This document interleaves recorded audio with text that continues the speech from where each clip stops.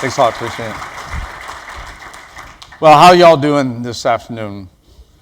It's always good to be back to my alma mater here, and it's always a pleasant view coming over the bridge, seeing my old set of quarters there out at Fort Adams. I always had a $20,000 house on $1 million lot.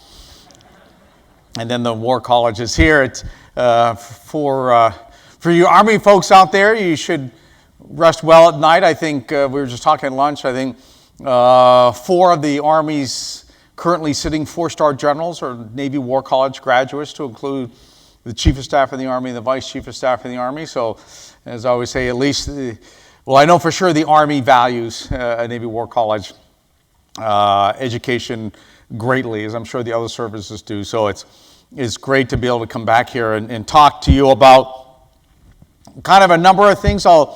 I'll cover a broad swath of topics, but hopefully have a point of continuity through them. And since here at the War Colleges, we like to focus on strategic topics and sort of at the strategic level, that will also be one of the things that I focus on, kind of bringing you back there and how the Army is thinking about it within the joint context, what we think some of the challenges are, and how we are going about doing that.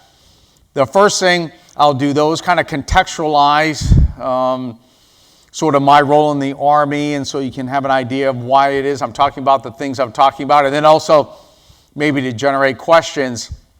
And so I tell folks, one of the things that leaders do is they contextualize the environment they're operating in. They contextualize the environment that their organization operates in, and they contextualize the environment of what they want specifically their folks to do in that. So I find as I go around the country and even our Army in the world, one of the things I have to contextualize is what is Training and Doctrine Command?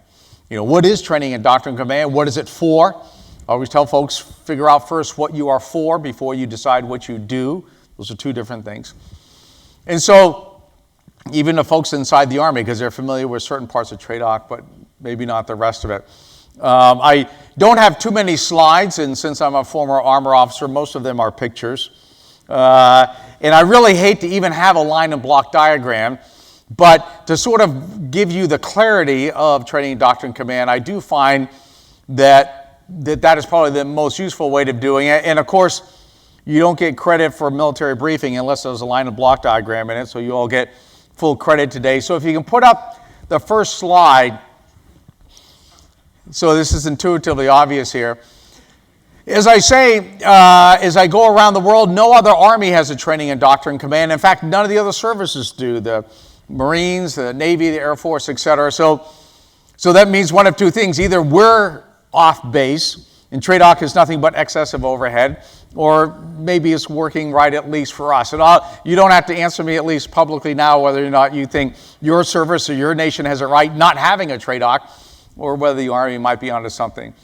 But let me kind of talk you through what Training and Doctrine Command does for our Army, what it's for, and then maybe it might be clear. So one of the things, let me kind of walk through the big pieces here. So we have, the bloated command group structure up there, like every organization does, and I have myself and the sergeant major, and drivers and various things like that. And then as we sort of come down here, there's a couple of major components of it. One is Army Capabilities Integration Center. They really do the futures work for the Army. I'm going to come back to that. In fact, I was having a conversation at lunch as we're approaching this for the joint aspect. I'm trying to get a clear idea of how the Navy and Air Force and Marines do it, so I'm plugged into them, as well as our coalition partners. That's under the able leadership of Lieutenant General H.R. McMaster. He's an institution in himself, a great asset for the Army, well-published author, and he really does the future work. We have some niche capabilities here, asymmetric warfare group and rapid equipping force to get stuff into the field very quickly. These came about because of our IED threat in Iraq. Initially, they used to work for Department of the Army, and now they've been moved down to Training and Doctrine Command. I'll come back to that. Then we have Combined Arms Center. This is out at Fort Leavenworth. And really, Lieutenant General Bob Brown out there, a Navy War College graduate, by the way. What he does is he does a number of things. For one thing, he really owns all of our branch school structure in the Army. So the intelligence school, the aviation center, so he trains all our pilots, all our tank drivers, artillerymen, our cyber people, anything. If you are going to school in the United States Army, that all resolves down here. These are called centers of excellence. And then you can see all the branches: aviation, air defense, armor, infantry, etc., MPs, chemical. They're all underneath the Combined Arms Center. They also do our lessons learned, and they write all of our doctrine out of the Combined Arms Center as well. And then over here, we have U.S. Army Recruiting Command. So when you drive around the country and you see Armed Forces Recruiting signs up there, you say, oh, that's Training and Doctrine Command. So TRADOC recruits the United States Army. U.S. Army Cadet Command, so we run ROTC for the Army, 300 schools and universities across the country. And then U.S. Army Center for Initial Military Training, that's all the basic training, advanced individual training, basic officer training, et cetera, like that. So that's sort of all under the Byzantine Empire of Training and Doctrine Command. So a lot of different things that are done by all the other services, but they do them in different places and with different people. The Army has kind of put them all into one big group. Now, right now, when you look at it, say, but it kind of looks like the island of misfit toys there. It's stuff that sort of nobody else wanted or doesn't fit together, because you got basic training, you have recruiting, you have ROTC, you have the future of the Army, you have helicopter pilots, you have cyber experts. Kinds of seem like the island of misfit toys. So let me kind of walk you through this, how it operates, and then it might be clear about why it is we're doing what we're doing with regards to our operating concept for the Army. One of the monikers that TRADOC has is we are the architect of the Army. So we design the future of the U.S. Army. And we do that right over here under the able leadership of Lieutenant General H.R. Master. And what we do is we look out to the future. We're looking out to 2025 to 2040. And we try to describe the environment that we're going to be operating in. And then once we describe the environment to 2025, 2040, we start coming up with the first order capabilities that the United States Army has to have as part of the Joint Force to deal with that future that we're describing. And then we write it via a concept. So the United States Army is a concept-based, doctrine-driven Army. Not every Army is, not every service is, but the United States Army is a concept-based, doctrine-driven Army. So what they do is they write the concepts, which describes the operating environment. They describe the first order capabilities. And then we write in TRADOC all of the requirements for the Army. This is what we want a division to do. This is what we want a brigade to do. This is what we want helicopters to do. This is what we want tanks to do. And then all of the schools down here at the Aviation Center, Major General Mike Lundy, he is working on the next series of future vertical lift, for instance, for the U.S. Army. If you go down to the Maneuver Center of Excellence, the armor and infantry, they're designing the next tank or the infantry fighting vehicle or whatever in accordance with the requirements that we have set about out here. So what happens is we write the requirements and then we start coming up with the first order capabilities, and they generally are capabilities that these people produce. So they start working with that, and then we start working with the Army staff to resource those capabilities, prioritize them, et cetera, like that, into the joint process. So the first thing we do is we have to do a blueprint for the Army. But if you were going to build a house, there's a couple of ways to build a house. You can go to an architect and get a blueprint, or go to eplans.com and download a blueprint or whatever. You got the blueprint, and then you could, you go out and hire a contractor. You say, okay, I want this. It's a 3-bedroom, 2-bath house. Hire a contractor, and then you start building the house. Or you can go to a design-build firm that some of you may have used to build a house. It's kind of a turnkey operation. You walk in, you say, I want a 3-bedroom, 2-bath house. Design-build firm, one-stop shopping. They go, okay, we got it. We're going to, crank out the design, and then we'll build it for you. Come back in a year, we'll give you a key to the front door. That's really what Training and Doctrine Command is for the United States Army. We are a design-build firm. Okay, so we design the Army, and then instead of kind of subcontracting it out, then actually we start building it. So if you were a contractor building a house, the first thing you do is you get the blueprints. Okay, this is what I need.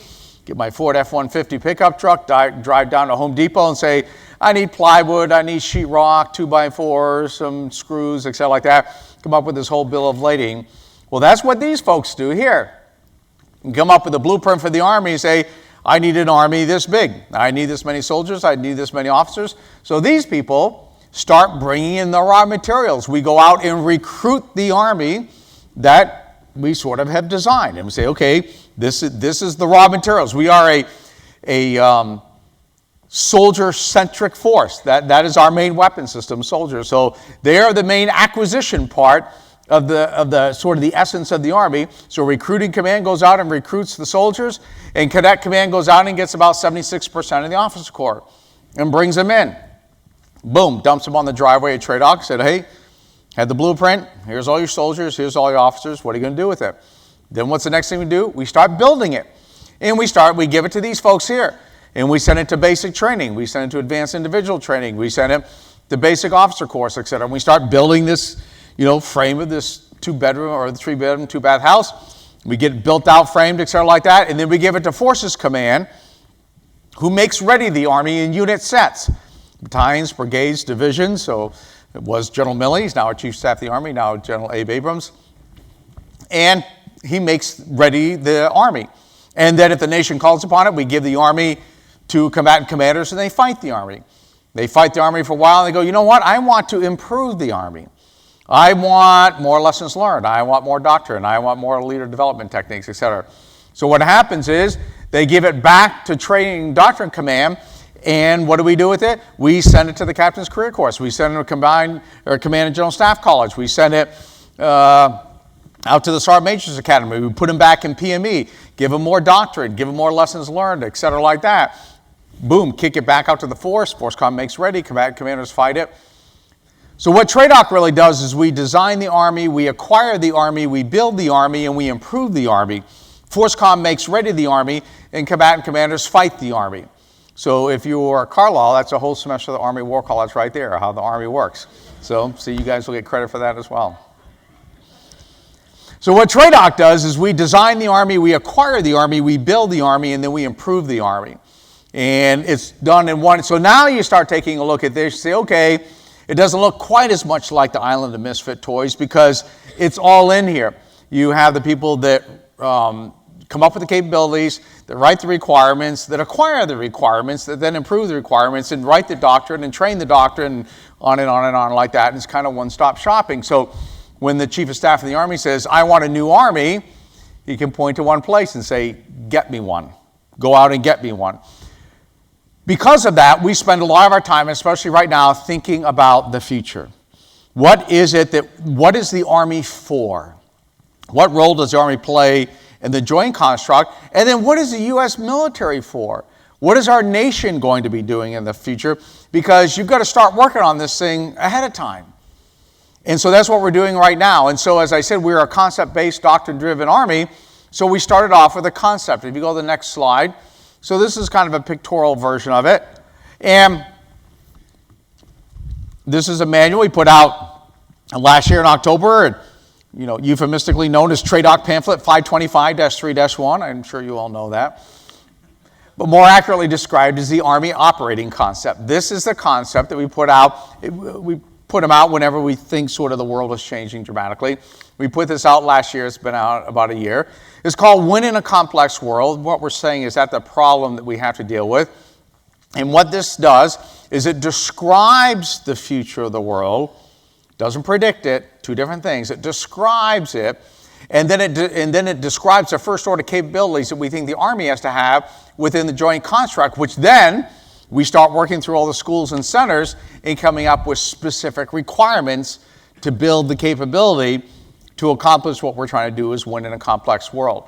Now let me walk you through a couple of things. This is a pictorial representation of a 40-page document there. But a couple of things come out. And the first thing I'll start with is the title there, Win in a Complex World. So since I'm the doctrine guy of the Army, I've come to find out that words have meanings. And what we like to do in the Army, since words have meanings, is to take the word and give it a meaning and define it so that we don't talk past each other. So when I say attack or defeat or defend, we know what that means, so we don't have to get into a long discussion of it. That is the power of doctrine. A lot of people think doctrine is overly confining. Actually, I think it's fairly empowering. because we use our doctrine. I'll give some examples in it about how you think and talk about war, not specifically what you do all the time, but how do you think about it and how do you talk about it, so that we get a common visualization and we have a common language to discuss it. But contrary to popular belief, it is not confining as to specifically the details of what you have to do in most cases, but it focuses on the outcome that we're trying to achieve. Without that, what happens is you end up talking past each other all the time. And one of the things you have to do is come up with definitions of words. So, when in a complex world, let me first talk about the word complex. Again, we say that we're trying to describe the future, and we describe the future as complex. We define complex as unknown, unpredictable, and constantly changing. Unknown, unpredictable, and constantly changing. And at first, people may say, well, I'm not sure that's can't you get to any level of detail beyond that? And they'll say, because what they'll want is a prediction. Hey, what are we going to do about Iran? What are we going to do about Syria? What are we going to do about North Korea? What are we going to do about China? What about this? Because they want that level of prediction that, quite honestly, is not generally useful, because generally we are very bad in predicting the specifics like that. What we do is describe what the world is going to look like and what our enemies will do for us. That sometimes is a very difficult thing to get sort of through people's head, because they want predictions. They want accuracy of predictions, because they want to design, in this case, an army for a very specific mission to do a very specific thing in a very specific part of the world. See, now I grew up in that kind of army, because I grew up at sort of at the height of the Cold War. And as an armor officer, my first assignment was in Germany, along the inter-German border. And they said, hey, Lieutenant Perkins, when this thing goes down, World War III starts, this is the 1,500 meters you're going to. And you're going to take your 5 tanks, and you're going to dig them in, and this is it. And here's the road march tables to get there. We're going to rehearse it every year with a redeployment of forces to Germany, reforger. Every 90 days, you're going to go up there and recon it. And then you're going to get to know the German unit on your right, the British unit on your left, and we'll constantly run through these rehearsals, etc., because that was dealing with a known enemy in a known part of the world with a known coalition, NATO. We knew who the coalition was, and that coalition didn't change very often.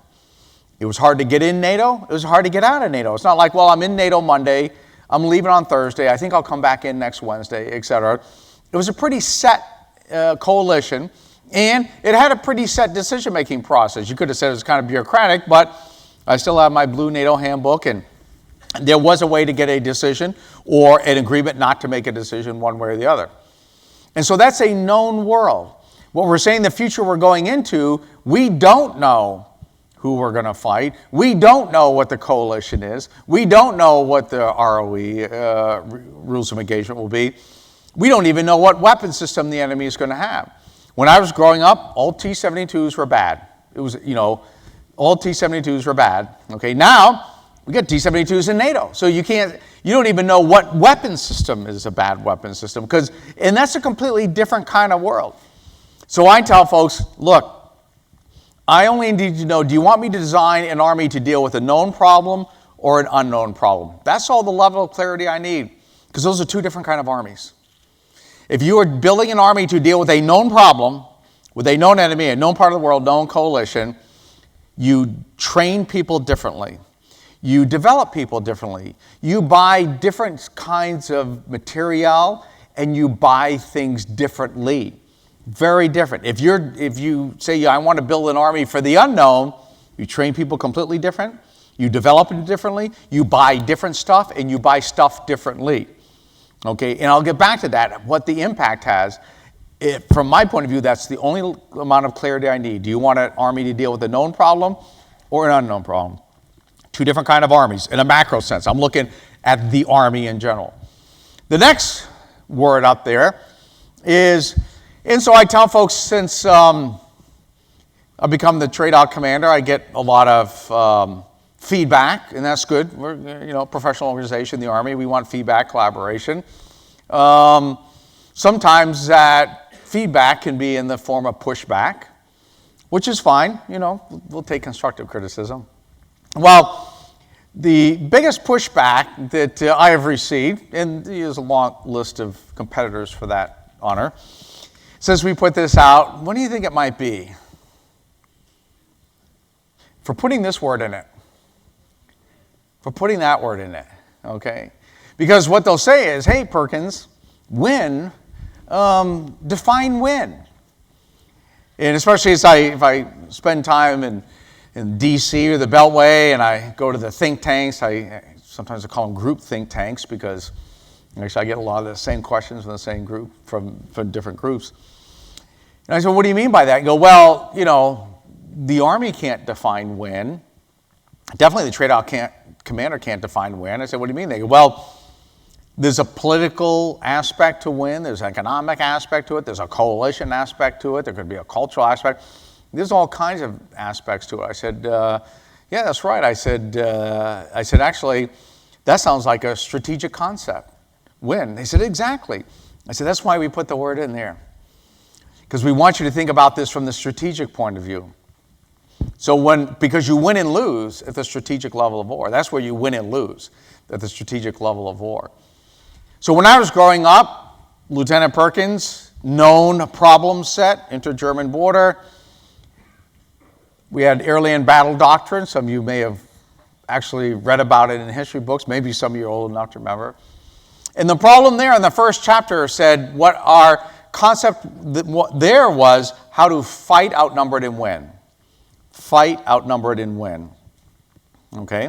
So it was a problem because you look at the Soviet Union, you look at NATO, known problem, known enemy, known situation for us. Add up their stuff, add up our stuff, we have less. Okay, so we're outnumbered. So how do we fight outnumbered and win? So in the first chapter of that manual, that concept, it said the problem the Army has to figure out is how to fight outnumbered and win. And it also said that air-land battle was the Army's concept for applying combat power at the tactical and operational level of war. Very interesting that in that manual, FM 100-5, Female 100-5, it says this is the Army's concept for applying combat power at the tactical and operational level of war in order to fight outnumbered and win.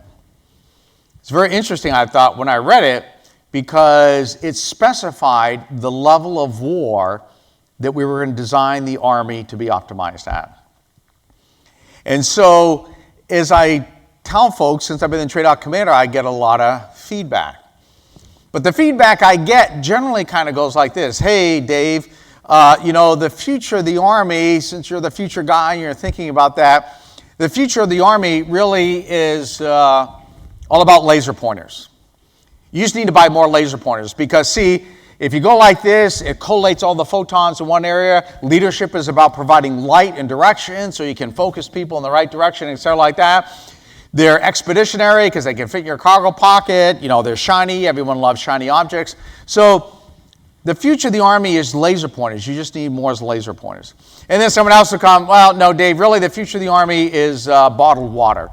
Because life is all about hydration. If you stay hydrated, then you think more clearly, you're healthy, etc. like that. And so what I tell folks, a lot of feedback I get really are focused on small answers. Small answers. Buy this. Have one of these. This is how many people are in an infantry squad.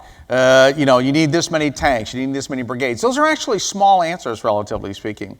And so I get a lot of cottage industry small answers. I like this. I want more of those. You should be more like this. You should be less like this, etc. These very anecdotal small answers. I tell folks really what you need to do and what leaders do.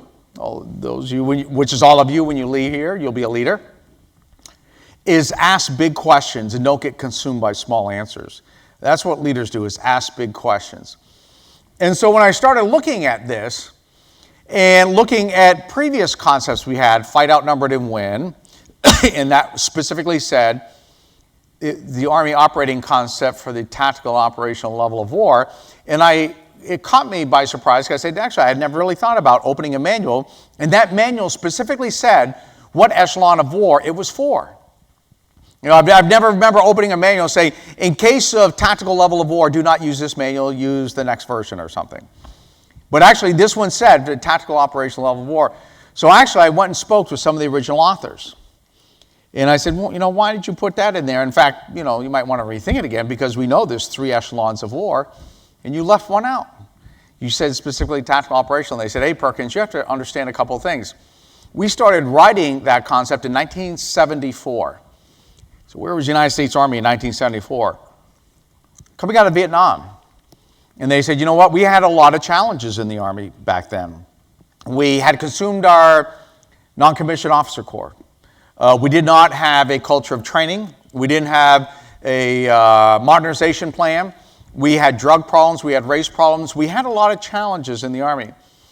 And so at the senior Army leader level, we had discussions about this. And we knew there were 3 levels of war, tactical, operational, and strategic.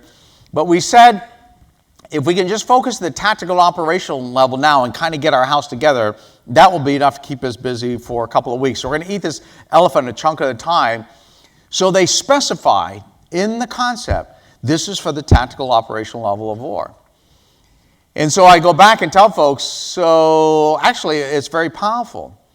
Because what I say leaders do, they ask big questions. They don't focus on small answers. And back then, when they started writing that, which really was the Bible I grew up in the Army, the first question those authors, the Army leadership addressed is, what echelon of war are we going to design the United States Army for? That's a pretty significant question, isn't it? When you say that's an adequately big question, what level of war are you going to design the United States Army for? Because if you don't answer that question, do you know what happens to you? You get consumed by small answers. And then when you get all these small answers, you can't compare them to the initial problem that you're dealing with. So that's why in this one, we say win in a complex world. Complex being defined as unknown, unpredictable, and constantly changing. And win denoting the strategic level of war. Okay? So we've started to ask those big questions. What environment are we going to operate in? A known environment or unknown? We said unknown. What level of war do you want to design the United States Army for? We're saying tactical, operational, and strategic level of war. Now, one of the things I always tell folks is never lose clarity in the search for accuracy. Never lose clarity in the search for accuracy. I'm not advocating being inaccurate. What I'm saying is too much, at least in the Army, we can get consumed with such level of accuracy that we have lost all clarity about what we're trying to do.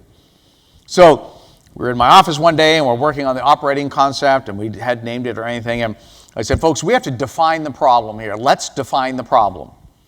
Before we come up with a solution, define the problem. I looked at airland battle and they said fight, outnumbered, and win. Pretty clearly defined problem, fight, outnumbered, and win. And therefore they said we're going to have to come up with a doctrine that we use our Air Force to fly deep, attack uncommitted echelons. We'll build an M1 tank that can maneuver through the depth of the enemy formation. We'll build an attack helicopter that can engage and track 16 vehicles once. Everything we built was designed to fight, outnumbered, and win because we had defined the problem, fight, outnumbered, and win. So I said, that's pretty clear. So I said, come back to the problem with me. So all the smart folks in TRADOC went off and they come back with this 4-page Trudosian-like document. And I tell folks, Trudosian-like is not always a term of endearment. And it's 4 pages that were very, very accurate.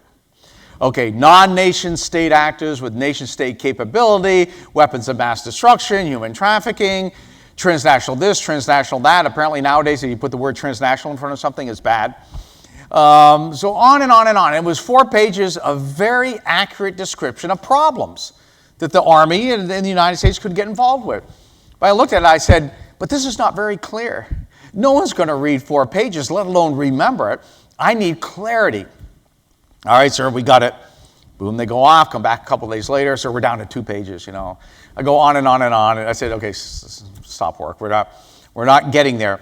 So another thing is when you're a leader of a large, complex organization, which if you're in a military or you run a war college or whatever, by design, as a large, complex organization, you have to come up with forcing functions. Okay, if you have 1,000 things you want to do when you first wake up in the morning, you run around in the whack-a-mole mode doing them all yourself, at the end of the day, it'll be 999 that you haven't got done. So you've got to come up with a forcing function. You say, hey, here are 2 or 3 things, and do these. And if you do those, I know that it's going to require you to do 100, another 100 to get them done, but I'm focusing on these 3 because I know it's a forcing function. To do this, you're going to have to do 20 other things. So I said, okay, 2 things. I got to walk the walk here. First of all, never lose clarity in the search for accuracy. And 2, come up with forcing functions. So we're going from 4 pages of accuracy to 2 pages. I'm like, cease work. This is not very clear. So give me the old concept, 100-5, fight, outnumber it, and win. I said, is that very clear? So that's clear. And I said, see how clear it was? It defined the problem. We're outnumbered. We're going to fight, outnumber, and win. We're going to partner with the Air Force, joint combined arms, on and on and on to help us define what kind of tank we want, what kind of helicopter. And so I said, so that's the example of clarity. So forcing function, fight, outnumbered, and win, fight, outnumbered, win. I said 6 syllables. You have 6 syllables to describe the problem that the United States Army is going to solve for the next 60 years. 6 syllables. They're like, sir, come on, you're a 4-star general. Can't you get better guidance than that? How about 7? No, 6. Win in a complex world. Okay? So I said, we're going to get this thing down to 6 syllables. Win in a complex world. And is going to define the problem that we're going to design the most powerful land force the world has ever known for the next 60 years. So if you have 6 syllables to define the problem, the most powerful land force the world has ever known is going to be designed around, you've got to squeeze every ounce of blood out of those 6 syllables, right? You've got to get everything you can out of each syllable. So complex I've already defined as unknown, unpredictable, and constantly changing. I said it's not only unknown, it's probably unknowable. It's kind of like the Heisenberg principle. The fact of measuring something in and of itself changes. That's sort of like the future. If you know something about the future, what are you probably going to do about it? You're probably going to do something about it, which means what? It's probably not going to happen. So what's probably going to happen? Something we don't know too much about. Did we ever fight the Soviets in the Central Plains of Europe? No. Why? Well, for one reason, we knew a lot about them. We prepared for them, etc. like that. So what happened? Things we didn't know too much about. Al-Qaeda, Taliban, World Trade Center, IEDs. Things we didn't know much about. Because again, if you know something about it with regards to the future, there's probably a good chance that actually is not going to happen. So probably what is going to happen is something you haven't thought about yet.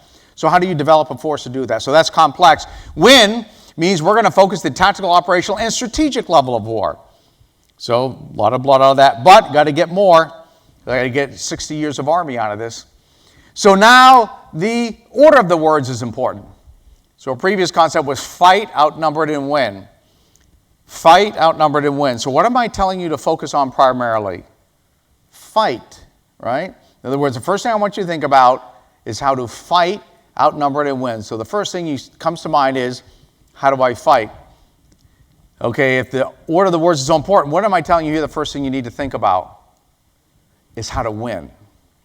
That's different than initially thinking about how to fight. Now, we're not walking away from fighting, okay? Because here's the other part. Not only is the order of the words, but the sequence is important. Fight, outnumbered, and win. What's the implied relationship there? In order to win, you must fight, right? Fight, outnumbered, and win. To win, you must fight. Here, what am I saying? Just win. You may not have to fight. But, safety tip, okay? And it's not even a 4-day weekend for you Army guys. You're going to get your safety brief. You're going to be careful when you say, oh, so you think you can fight without winning? Got to be very careful, especially if you spend some time in Washington, D.C. like I do, and you go across a river that's there, and there's a big hill with a big building on it, and you go up there and talk to folks, and they say, hey, I heard the Army's thinking about building an Army that can win without fighting. I heard the trainer commander say, an Army that can win without fighting. I think I'm interested in an Army. That actually sounds like a pretty cheap Army. I mean, really. I mean, one that doesn't have to fight, one that can win without fighting. That's probably a cheap Army, probably mainly like staffs and bands and things, right?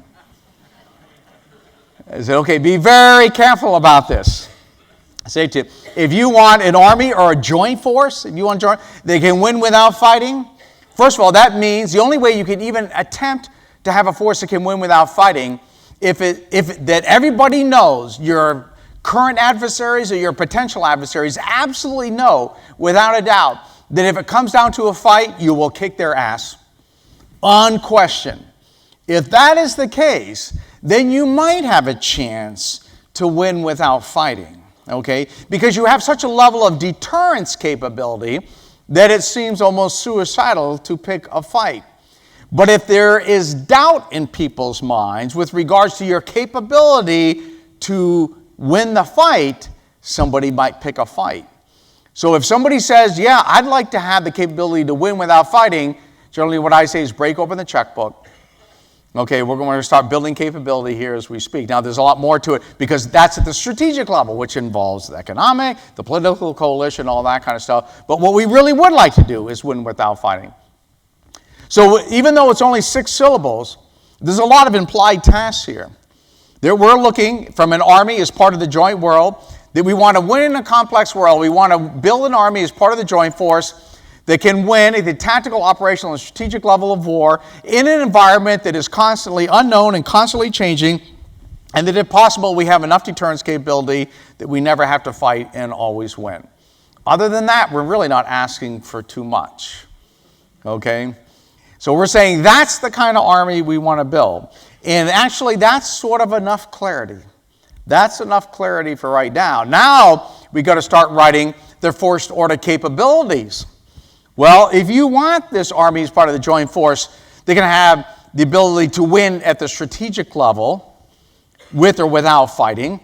And again, remember, the primary way you can even do it without fighting is that you are par excellence when it comes to fighting. That's a given. We're saying there's a number of things capabilities that you have to have.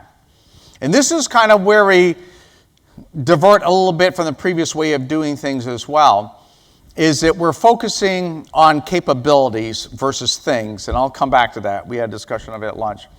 So these are capabilities, they're not things. One of it is when we talk about at the strategic level is, as we say, the Army is the foundation of the joint force, not the most important, not always in charge or anything like that, but we're saying we provide the foundational capability of which we then use all the elements of the joint force in the end to compel activity. Because if you're thinking about a strategic resolution to something, you are looking at compelling activity of the enemy. One of the ways you compel activity is you must be able to consolidate your gains. At the tactical and operational level, you can have a series of exchanging firefights, okay, because that's what you do at the tactical operational level of war. You fight, okay? That's why when the previous Army manual said this is focusing at the tactical and operational level of war, it's understandable why the first word was fight, because what do you do at the tactical level of war? You fight. We're saying this is a strategic level of war, so what is our first word? Win, because you win and lose at the strategic level of war. The way you win and lose is you take those tactical and operational victories and you consolidate them in a manner which is sustainable. They have to be sustainable consolidation of gains within the interests of the United States. I mean, let's face it, we're not an altruistic force. We exist to further the national security and national policy decisions and goals of our nation and our coalition partners. So one of the ways to win at the strategic level is you must consolidate gains in a sustainable manner, not a temporary manner, a sustainable manner, a manner that is sustainable militarily, a manner that is sustainable politically, a manner that is sustainable throughout the coalition, etc., like that. How do you do that? One of the ways is you have to integrate partners. That's one of the ways you get to sustainable outcomes. You have to be able to integrate partners. Now, you notice here, I don't know that I'm sure the chief of staffers would call me in for counseling, but this is a pictorial diagram, because we like pictures of our 40-page manual, and you can see a little Semper Fi activity going on down here. We got the U.S. Navy, UNHCR, Special Operations Forces, Space, Cyber, Maritime, megacities, littorals, etc., like that, NGOs. I actually don't have a picture of a tanker or soldier up there. Okay, this is an inherent joint concept as well as not even joint but multinational. So when I say integrate partners, it's not only the Navy, Marine Corps, and Air Force. In fact, that's the easy part. If you are the brigade from the 101st Airborne that is going to Western Africa to deal with Ebola, okay, you need to integrate the World Health Organization, Doctors Without Borders, whatever, maybe UNHCR, etc., like that. Those are part of your partners. You've got to integrate them in. And that has huge ramifications for the capability of your organization, staffs, the way you train people, develop them, etc. If you're the brigade from the 101st Airborne that's in Western Africa dealing with Ebola, and Doctors Without Borders walks in the back of your operations center, you can't say, okay, here's what we're doing. We're coming up with this big plan. What I need is your resident Command General Staff College graduate that knows how to do the U.S. Army military decision-making process. Send that person down here. We're going to crank out some PowerPoint slides. We're going to brief mission analysis, something like that. No, that can't be the way you operate, okay? You've got to have those iron majors on the staff train that, you know what? Doctors Without Borders, yeah, we've been expecting folks like you. Come on in. We understand what you do. Our military decision-making process has a way to work you in, et cetera, like that. Hey, by the way, how do you communicate with each other? Well, we bought these little things here at Radio Shack, and so we're talking back and forth. No problem, because here our communication stuff, I can just dial you in, and we can talk, et cetera, like that. So when you say integrate partners, that's actually a pretty high bar. That means you have to intellectually integrate them. You've got to integrate them from a planning point of view. You've got to integrate them from a logistical communications, policy point of view. That has a huge ramification for it. That means when you're at the Command General Staff College or the War College, you have to train those people differently. They can't just understand the Army, they have to understand the world. When you buy a communication system, it better have a capability to integrate partners. You can't say, well, the only way you can talk to me is you have to buy my radio and have my security fill, et cetera, like that. What does that pretty much mean? At best, you'll get other Army folks and you won't even get the whole Army sometimes. So that has huge ramifications as a capability to integrate partners. The other thing we have to think about at the strategic level is how do we present multiple dilemmas to the enemy? Because see, that's at the heart of strategy. And this is the wrong place to be discussing strategy. It was my favorite course I was here. But what you have to do is present multiple dilemmas to the enemy, not a single dilemma. Because generally the tactical and operational level of war, we present single dilemmas to the enemy, which then eventually the enemy figures out how to mitigate it or deal with it, et cetera, like that. And then we go on to another single dilemma. But see, we're not consolidating against them. We're not putting them in a position of relative disadvantage. So what we have to do is present multiple dilemmas to the Army. Hence, the biggest asymmetric advantage U.S. military has over any other potential adversary in the world is how we operate jointly. Now, we're not perfect. But I'm telling you, having spent my time, like most of you, in all kind of parts of the world, nobody does joint like the U.S. military. And we're getting better and better at the interagency piece. But it's even got to take it beyond that. Coalition partners, NGOs, and all that. But we have to present multiple dilemmas to the enemy. And many times, that's kind of where we come up short. Because we haven't thought through how the enemy is going to view us and deal with this. But see, that's what our operating concept does. It describes what the enemy will do with regards to the U.S. It doesn't predict who the enemy is. It describes him. So what we've done is list some capabilities that the enemy is probably going to try to go after based on studying us. Everyone studies the U.S. For one thing, we're very easy to study. You get your hands on just about anything we do, and it's on YouTube or CNN or whatever. So let's think of this scenario. Say I'm an ISIS leader up in Mosul, in northern Iraq. And you say, you know what? I'm up here doing the ISIS thing, and I bet after I cut off X number of heads, the U.S. is going to come after me. Okay? Now, what does the U.S. do better than anybody else in the world, at least at the tactical operational level of the world? We target people. Okay, we can target people unlike anybody else. Why? Because when we focus the tactical operational level of war, and we're trying to fight outnumbered and win, we look at war as a mathematical problem. Fight outnumbered and win, numbers. So we look at it as a math problem. And so what we do is we've come up with very exquisite ways to acquire and service targets. Because that's what you do at the tactical operational level of war. You reduce the numbers to fight outnumbered and win. You reduce the numbers, and the way you reduce the numbers is to acquire and service targets. So war becomes a big mathematical exercise when you think about it from the tactical operational level. So our enemies know that. They know that that we can target just about anybody. And so what are they going to do? We kind of say three things. One, they will avoid our strengths. They will avoid our strengths. They will emulate our capabilities, or they will use our strengths against us. So when I say they're going to avoid our strengths, what do we say our strength is? Targeting. So what are they going to do? They're going to avoid being a target because they say that's our strength. So what does that mean? They probably will not coalesce in large armored formations in the middle of the desert anymore. Okay, they will not coalesce in large formations.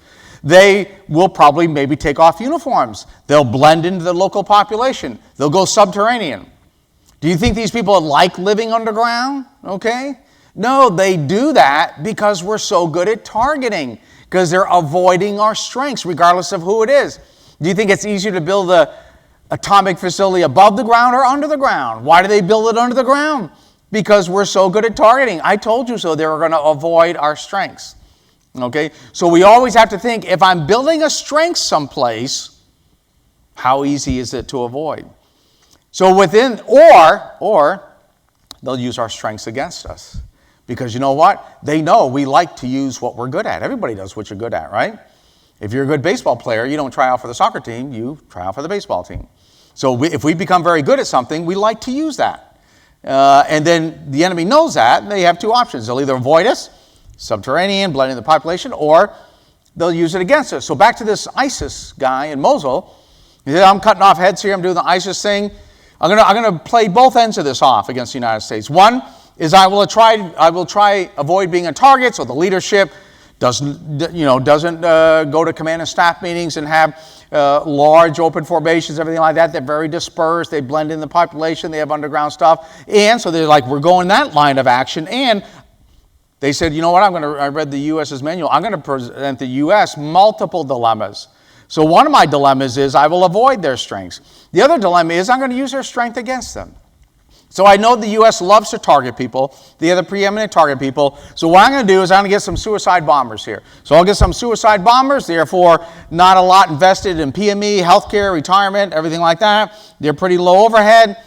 I'm going to go on eBay, buy some cheap Toyota pickup trucks, or better yet, I'll steal some pickup trucks that the U.S. gave to the Iraqi forces.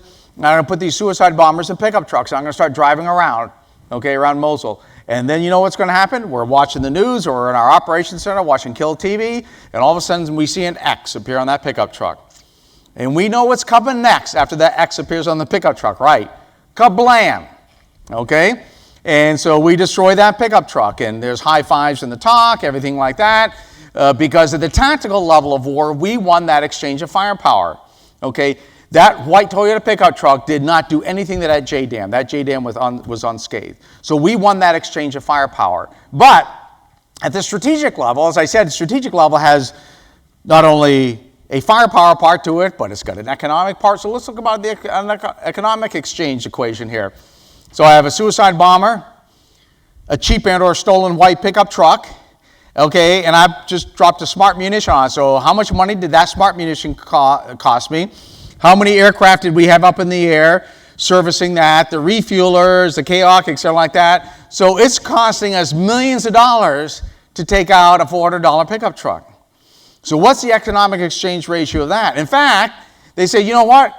If I'm the U.S.'s enemy, I might keep this up for a while because I'm at a very low cost putting them in an economic disadvantageous position, okay? So their strategic economic exchange ratio is a dilemma for the U.S., and I don't think this is sustainable. Hence, sustainable gains, consolidate gains in a sustainable manner. I was at a briefing with all our cyber folks, and they're talking about this cyber problem, and so-and-so printed with a cyber problem. They go, sir, don't worry, we got a problem. We got to answer to it. We're going to do this. We're going to do that. We're going to do that. I'm like, well, how much is that going to cost? Sir, probably $10, $15 million, but, how long is it going to take? It would take a year or something. I said, well, how long do you think it took the enemy to develop this thing? Well, probably a couple of weeks and a couple $1,000. I said, look, we can no longer have $1 million solutions to $100 problems. If I come up with $1 million solution to a $100 problem, first of all, I'm in a dilemma, not the enemy, one. Two, it's not sustainable. What I need is a $50 problem to a $100 problem. I need a $50 solution to a $100 problem. And see, that's why you have to think about in the macro level, what level of war are you engaging these folks on, and what is a dilemma for them, okay? What is a dilemma for them is something they value, putting something they value at risk. something that they value, not that we would value. If they don't value lives, taking lives is not going to compel activity because you haven't got into the economic exchange ratio that is in your favor. So, I list a number of sort of other things here. We have to maneuver from multiple locations, but able to have mutually supporting effect. I see some concepts out there that we have folks at multiple locations, but mutually isolated. Well, the enemy would like that. You've got to have multiple locations, but mutually supportive. So when you start designing aircraft or ground vehicles or something like that, can you move from one domain to another quickly, etc.? So this goes on, but this is kind of a macro sense of how we're thinking about the future differently, Next slide. And one of the issues is, and go to the next slide, is we're focusing on capabilities.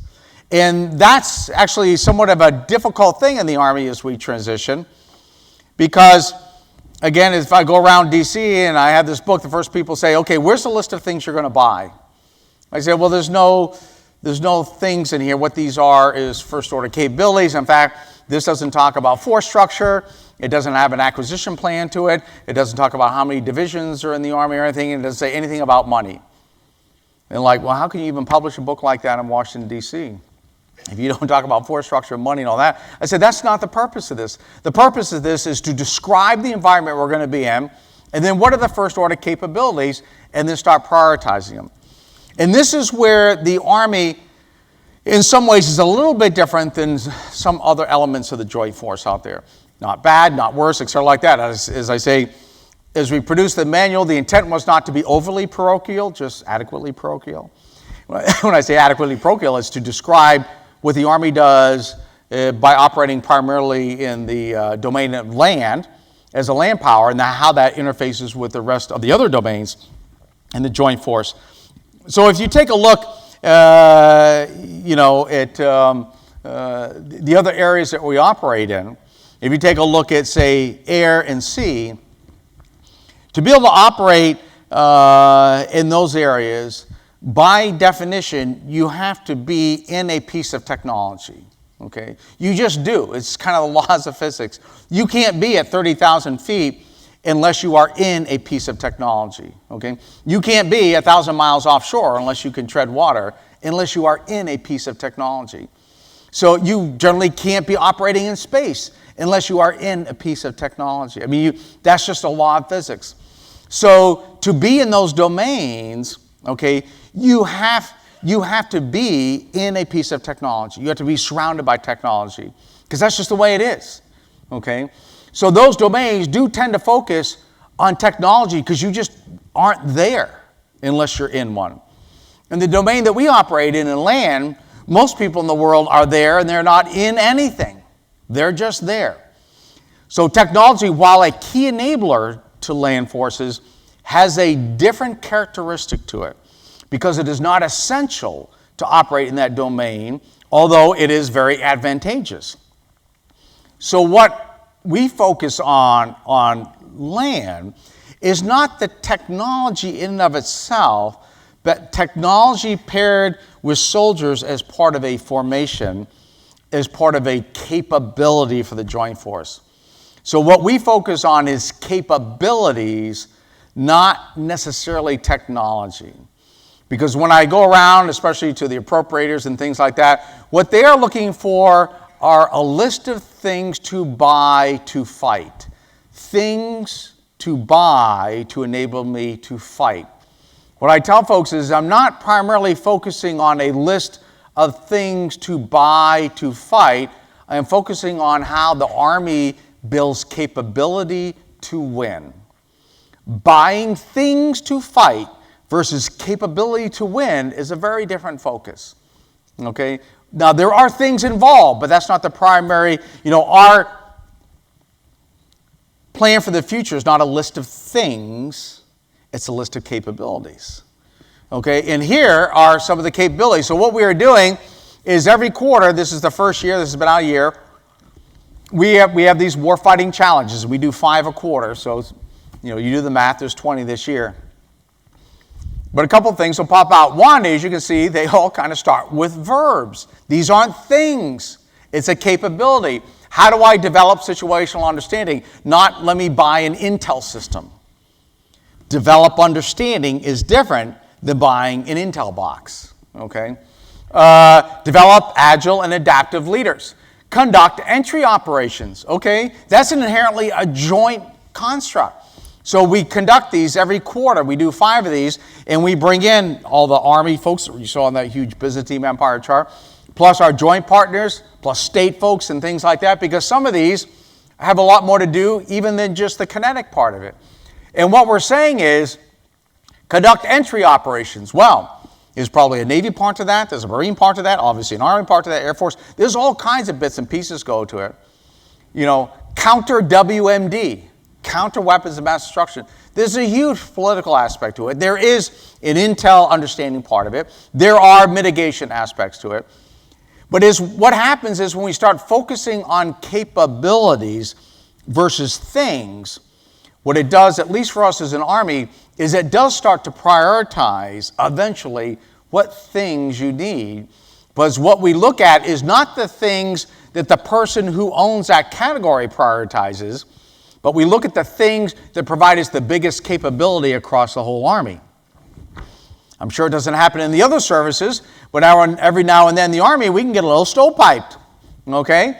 And if I'm an armor guy, an infantry guy, my priority is I want the best tank. Okay, so it's all about, and if I have a problem with the tank, then the trades have to come with the tank. You want a faster engine, then you get a smaller gun tube, or you're always trading with amongst yourselves. Or if you're the Intel guy, you've got your satellite or whatever it is, and you've got this amount of money, and if you want to do this, you take this away, smaller antennas, whatever. We would say in the Army we have the pegs, and they're like, well, you got to solve the problem within your own peg. But the problem is that's not how war is fought. The enemy doesn't just go after one of your things. Well, okay, today we're just going after the Intel warfighting function, and then tomorrow we'll just go after the sustainers. No, the enemy goes after the entire capability of the U.S. So we said we ought to, and that's how you fight war, right? We don't send one thing out by itself. We send out a formation of capabilities. And we're saying that's our asymmetric advantage, that if you have the right mix of capabilities, you can present multiple dilemmas to the enemy. Okay? So maybe I don't want the perfect tank, as hard it is for me to say as a former armor officer.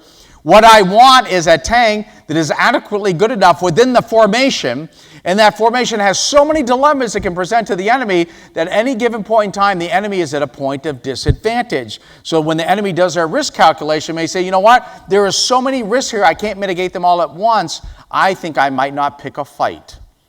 Now you've deterred your enemy, because not only are your capabilities so great, but they're so broad and there's so many dilemmas, the enemy can't deal with them all simultaneously. Okay? And so what we have is a list of capabilities, of which then there are things that are cross-cutting amongst all of them. So we did one last quarter, and we had developed situational understanding, counter weapons, mass destruction. So I had the 2nd Infantry Division commander from Korea was on, like 3 in the morning over there. Conduct entry operations, and developed agile and adaptive leaders. So you can see leader development is one of our top capabilities that we need. And so you would think, well, gosh, those are completely different things. Leader development, weapons of mass destruction, entry operations. But we kind of find out when we looked at the capability, you started coming up with these common things that would service all of them. So the 2nd Infantry Division in Korea goes, you know what? I've got a huge underground network because the enemy's going to avoid my strengths, which is targeting. So they put everything underground. So he said, in Korea, I have a big problem, a lot of subterranean operations. And there's probably all kinds of WMD and all that. And so if we were to go in there and deal with it, I'd have to put a WMD expert down every tunnel, etc. like that. We don't have that capacity in the Army. I can't build a huge force structure so that every tunnel has their own WMD expert or something like that. And so the 82nd Airborne Division commander, he was down at Trade Out Headquarters doing entry operations, goes, so you know what, I got to go over there quick, I got to go over there fast. I need a small footprint. I can't I can't zero out the C-17 fleet of the United States Air Force. I got to get over there quickly. I got to get operational, something like that. General Brown, who owns Agile and Adaptive Leaders, he says, you know what, I've got to have training that's complex. I've got to hook together multiple training centers. I can't bring everybody to the Army together. So each one is saying, you know what I need is I need reach back. Okay, so the 2nd Division Commander said, you know what, if I could have a camera on every infantryman that I put down in a tunnel that then can see weapons of mass destruction, is plugged into Fort Leonard Wood, where all our chemical experts are in the Army, I can just have one center of chemical experts, and I can feed that information in. Then the 82nd Airborne Division Commander said, you know what, if I could take a small command and control element forward and have all my intelligence asset analysis done in the back and all my logistical planning, so if I had reach back to go back there. And then General Brown goes, you know what, if I could connect all our training facilities in the Army together, network, so I can have battalions, brigades, divisions, corps, complexity, so if I could reach everything like that. So you know what one of the priorities is in the Army now? We have to develop a network and a reach back capability that we can link together all of our, we call it home station as a docking station.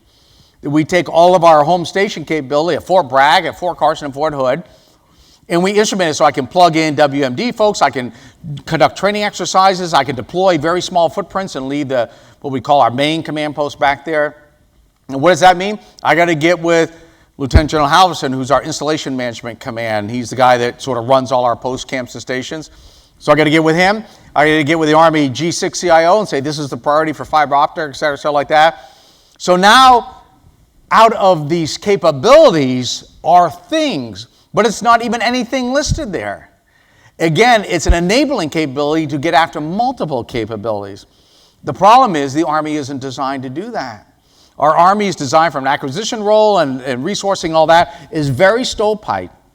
And so now what we have to do is move resources from one stovepipes of things to another stovepipes of things so I can build capability so I can win at the strategic level in a world that's unpredictable. So see why it's important to go through this, as a mentor of mine says, the intellectual leads the physical. The intellectual leads the physical. If you haven't thought through the problem, if you haven't asked the big questions, before you start focusing on small answers, you're going to get to a problem. Because if you haven't done the intellectual homework first, you're going to come up to a solution that is actually not your problem. Okay? So that's what our Army operating concept does, is try to ask the big question and define the problem from a strategic point of view. Next slide. So, in the Army, we say we come up with a .mil PF solution to this. .mil PF solution to a capability. The first D is for doctrine, organization, training, leader development, material, et cetera, like that. So this is our leadership doctrine, and again, the Army is a doctrine-driven organization, and this is ADP 6.0, our mission command, which is our command philosophy and our warfighting function.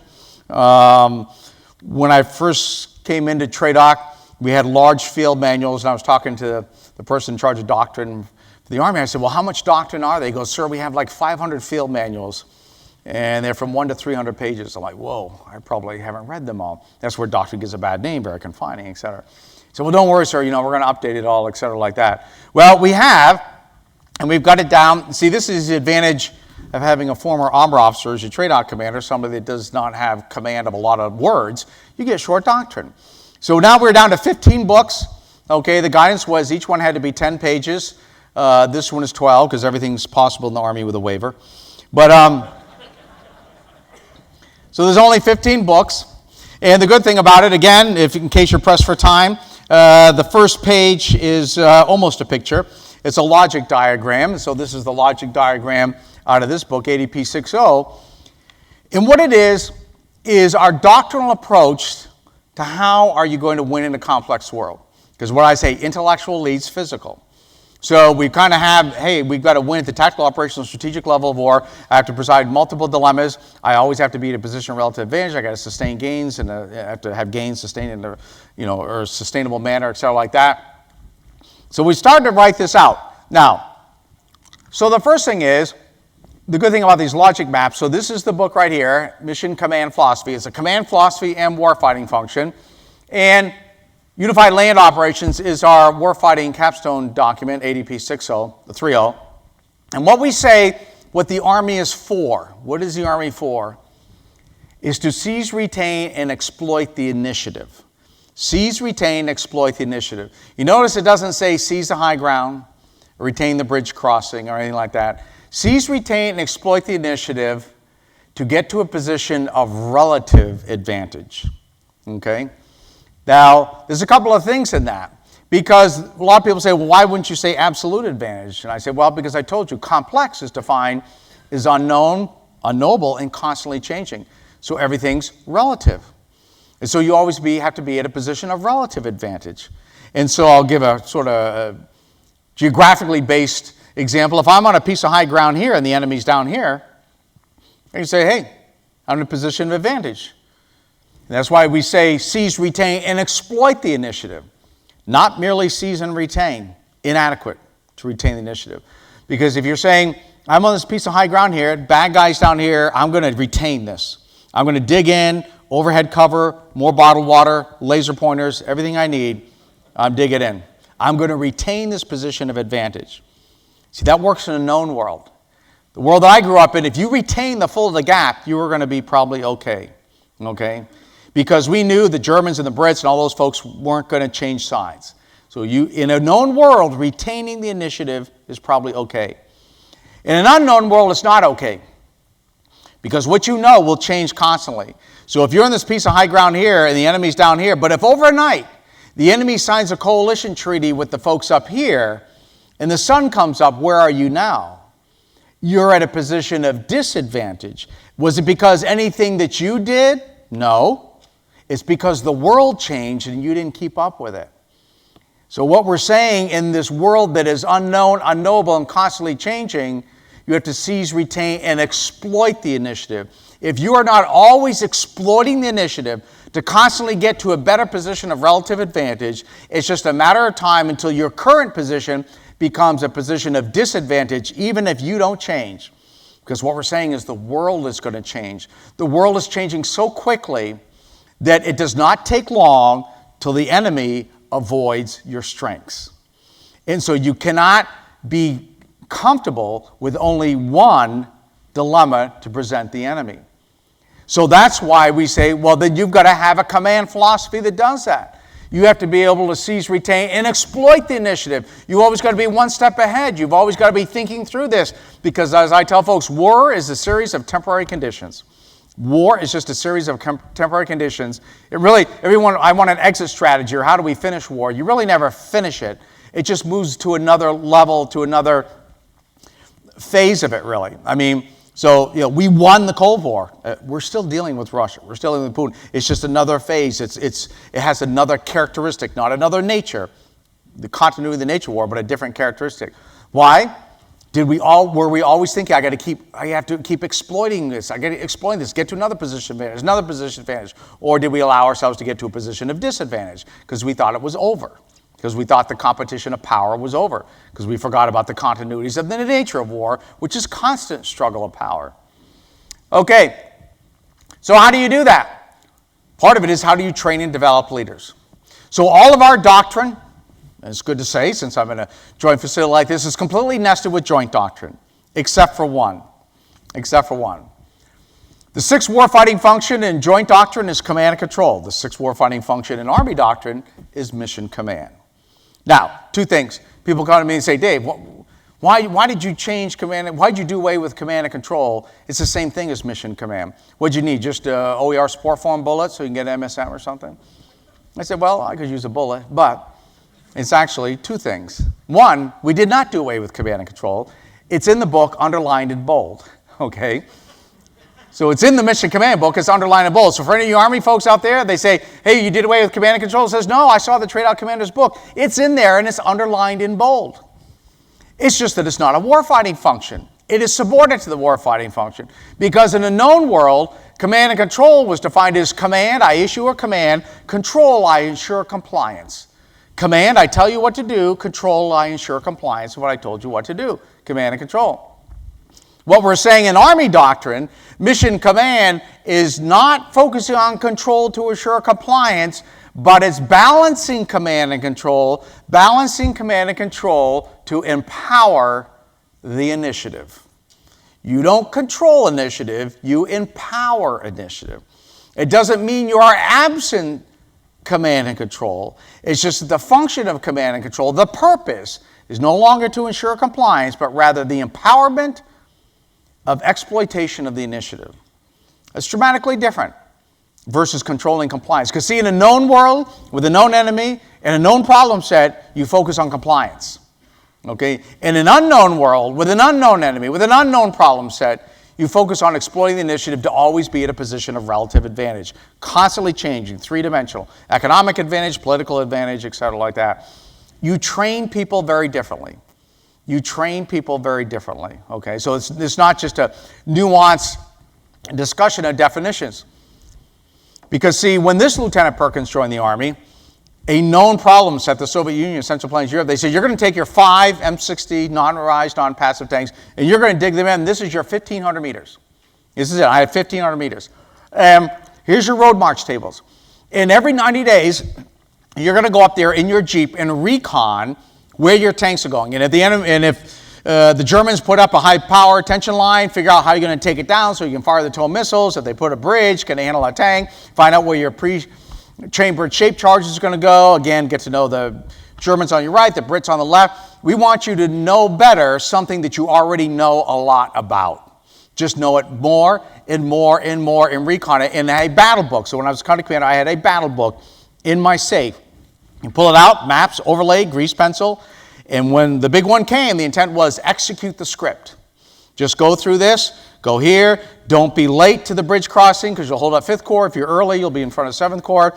Execute everything as planned. Get there, Perkins, 1,500 meters, dig in, and just wait for it to happen. That's how you train leaders to deal with the known world, is you rehearse the similar scenario over and over and over again. You rehearse it and you recon it because you're expecting them basically to execute the script. In an unknown world, that doesn't work. And so Lieutenant Perkins nowadays, of which there is a Lieutenant Perkins, we say, I can't give you 1,500 meters of where you're going. I have no idea who the enemy is. I have no idea who the ROE is. I don't know who's to your right. I don't know who's to your left. The only thing I do know is you will not recon it every 90 days. As a matter of fact, the first time you will probably ever see that place is when you are there showing up for the fight. And then you will have an ROE which will probably change constantly. You will have a coalition which will probably change constantly. You will have caveats which probably change constantly. And whatever is a position of advantage today could very well be a position of disadvantage tomorrow. So don't focus on holding the full the gap, only if that's advantageous. So now how do you develop that Lieutenant Perkins? You develop that Lieutenant Perkins very different than you develop this Lieutenant Perkins. Because what did we do as an Army with this Lieutenant Perkins? We commanded him where to go, and we controlled his movement there. Don't be early, don't be late, be on time. And this is exactly where you're going. Are there any questions, Perkins? And just to make sure, you're going to prove this every 90 days that you've got it down for me. See, that doesn't work in today's world. See, that's why all I need to know is, do you want me to build an Army to deal with a known problem or an unknown problem? Because when you give me Lieutenant Perkins, he's either going to be trained this way or I'm going to train him this way. I'm going to buy this material or I'm going to buy that material. I'm going to buy this material this way and that material this way. Very, very different. And how do you do this? Right here. I say, so if you're a commander or a leader, you only have to do 3 things. So I talk at the pre-command course every month. So I say, look, you only have to do 3 things as a brigade commander. It's not like when I was a brigade commander when you really had to do a lot and know what you're doing. Very simple, only 3 things. And I put them in a box and put a period in front of each one, so I don't want to hear complaining about how difficult and the burden of responsibility of command is. Only have to do 3 things. The first one is drive the operations process as compared to attend it. I've worked for some commanders that attended the process. I'm not sure whether if they drove the process. Drive the process through, understand, visualize, describe, direct, lead, and assess. What we're saying is you need to understand the environment, understand the players, understand the caveats. It doesn't mean, a lot of people think mission command means absence of restrictions. Oh, it only works in war if you can do whatever you want. No, it doesn't. It just means you have to understand those restrictions. You have to understand the caveats. Understand that the coalition could change every day. Understand your ROE. You need to understand, do you understand the world, the Doctors Without Borders folks? Do you understand their culture? Do you understand sort of their reason for being here, their purpose? Do you understand that?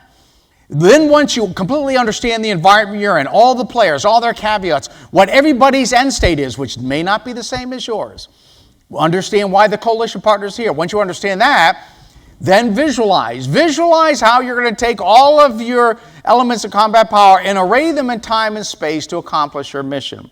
Then once you, based on a common understanding, visualize the solution, describe it to people, subordinates, peers, and superiors alike, coalition partners, describe it to them in a way that results in the same visualization to them.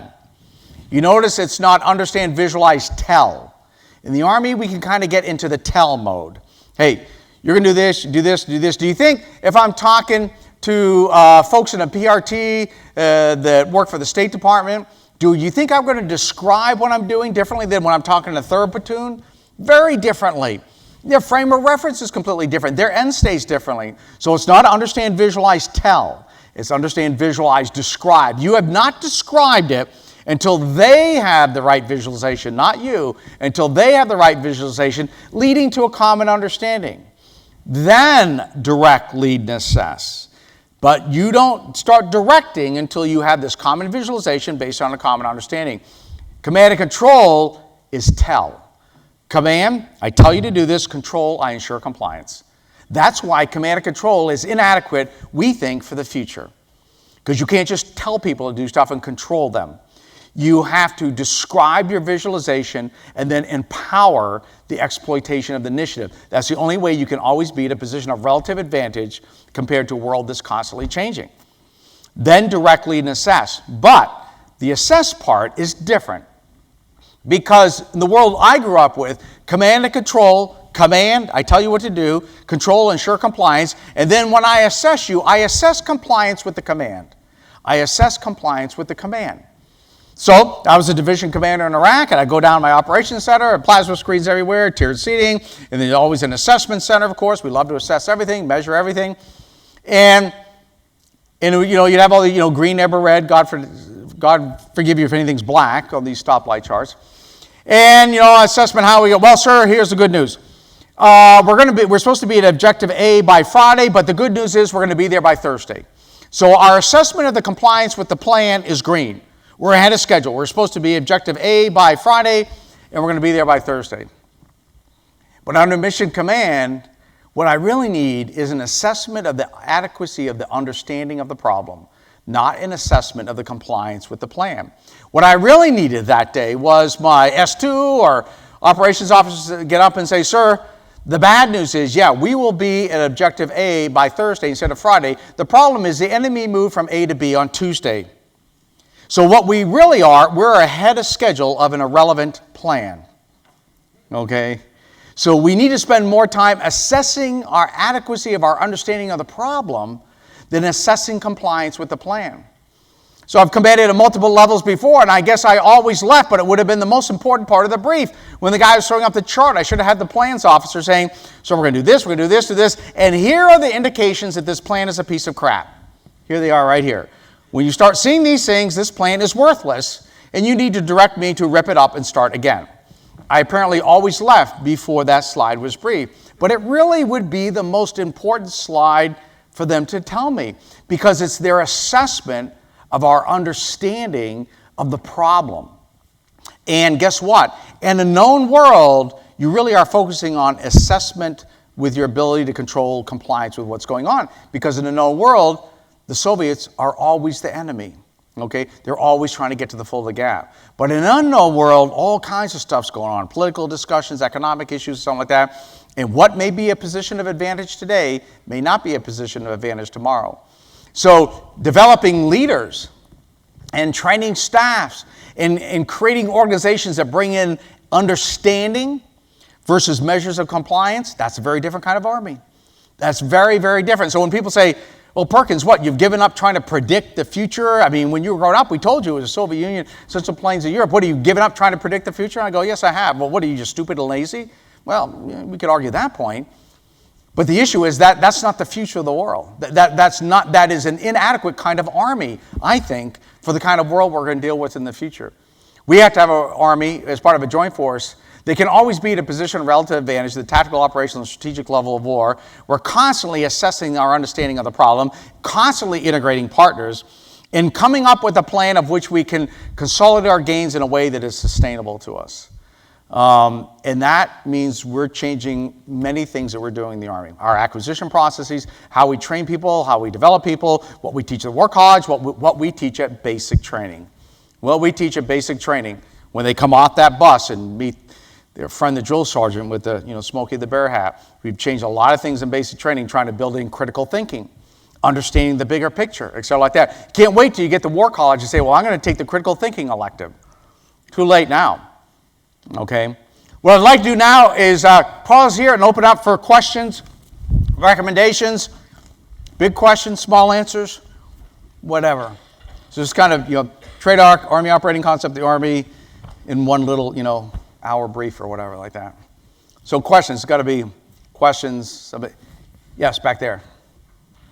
Sir, Lieutenant Commander Mike Lascaris, U.S. Navy. Thank you for coming and talking to us today. 2013, I graduated from CGSC, and while I was there, I was a part of the curriculum after next. Yeah. Ever. I was wondering what you thought of it, and has anything been implemented? Yeah, actually, great effort there. A couple of things that actually have come out of it, and at CGSC in general, and then specifically from that. The constant, I don't know if you all get it here, the constant criticism we got, I don't know if you agree with this, is excess amount of contact hours, so folks don't have time to think, etc. like that. So we are looking at reducing contact hours to get to that aspect of it. One of the challenges we have at CGSC, I'd be very interested in how you all do it here at your, what do you call it, intermediate leader course or whatever your CGSC equivalent, is as we bring folks in across the Army, and this is one of the challenges we have as we sort of run our Army processes, you end up with a non-homogeneous group of people. So if you get 1,000 people to come up to CGSC, they're non-homogeneous, both of all. We have, doctors and lawyers and infantrymen and logisticians and everything there. So you don't have a homogeneous background of folks. So their understanding of tactical operational issues is not common. So you've got to do some training to get to this, because they're like, is this a training institution or an education institution? I say yes. So because you've got to get a base level of training so that people can talk similarly. And then you start educating people on how to think critically, how to analyze and all that. So it's a balance constantly between them, which is I think is the dynamic that we have at Command and General Staff College. But one of the big things is, or a couple of things. One, is we are reducing contact hours. The other thing we're doing across the Army, hey guys, do you have the Army University slide? Actually, this would be great while we're here. Another partner I can get. So we took a look across training and doctrine command in the Army and said we have a lot of capability out there, but it's not always focused and it's not always synchronized. So across TRADOC, we have over 100 schools and centers, et cetera, like that. We had 48 different libraries, all had their own contract and knowledge management systems, et cetera, like that. So we built a contract called Army University, where what we've done is take all the training and education capability. Most of it's in TRADOC, and partnered with the Army War College. Yeah.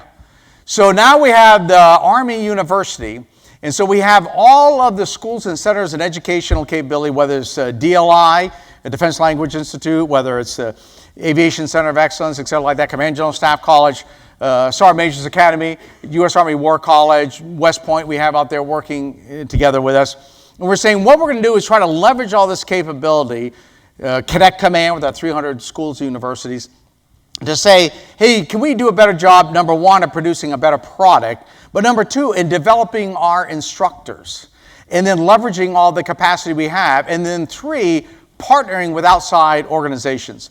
So the way this goes is I'm sort of the chancellor of the Army University system here, and then the chief and the secretary up here, sort of the board of regents or whatever.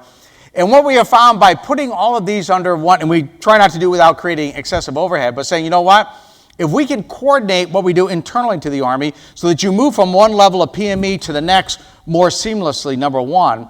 And then two, we're finding it's much easier for us to partner with outside organizations. Because if I say, hey, go to Princeton or Berkeley or even a university system in Texas or something, they say, I want you to partner with a center of excellence. They're like, what's a center of excellence? What's that? It doesn't resonate with them. If I say, hey, I want you to partner or have an exchange professor with Army University, they're like, well, I know a university system. I know how that works.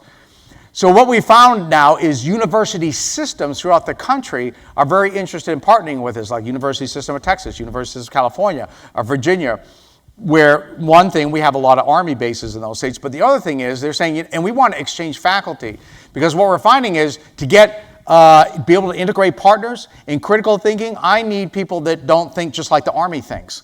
And so if I can get professors from other universities, industry is partnering with this because they're like, hey, some of the R&D you do, but specifically with leader development and all that, we would like that in our, and so a lot of corporations have their own education processes. Boeing has a leader development campus I've been to and all that. They said, we would like to partner with you. Could you send some of your folks to our place and send some folks to yours? So we think this is a great construct for us to partner with other educational facilities, with other businesses and other people that are sort of in the intellectual leads, the physical realm, so that we get different ways of seeing the problem. We can develop our ability to be critical thinkers and put our students, which is why it's great to see so many soldiers out here, in an environment where people don't think like them and look at problems differently. So those are a couple of the big things that we've attempted to get after with that, but it is a work in progress, and it's kind of like those things. We always have to exploit the initiative and always be in a position of relative advantage. So there's not an end state, but those are the couple of the big things we're tracking. So I'd love to partner with the Navy War College, my alma mater here, and get folks in. I know we have instructors here. Other questions? Yes. Good afternoon, sir. Commander Mike Ray, thank you for your time this afternoon. The current issue of The Economist includes a pretty sobering assessment of military recruiting, focused pretty heavily on the Army. Yeah. And talking about the sort of portion of the population that is simply not recruitable. Wonder how you reconcile that with what appears to be an increasing demand of cognitive capability as evidenced by things like mission command, developing agile and adaptive leaders, and so forth. Yeah, that's a great question. In fact, I was just exchanging emails this morning with the Chief of Staff of the Army about recruiting. So I really had not been involved with the recruiting command till I got here, so this is a broadening experience for me. And it's really fascinating. In fact, one of your folks here is going to command one of our brigades, recruiting command. And a couple of things jump out, and this is about contextualizing the world.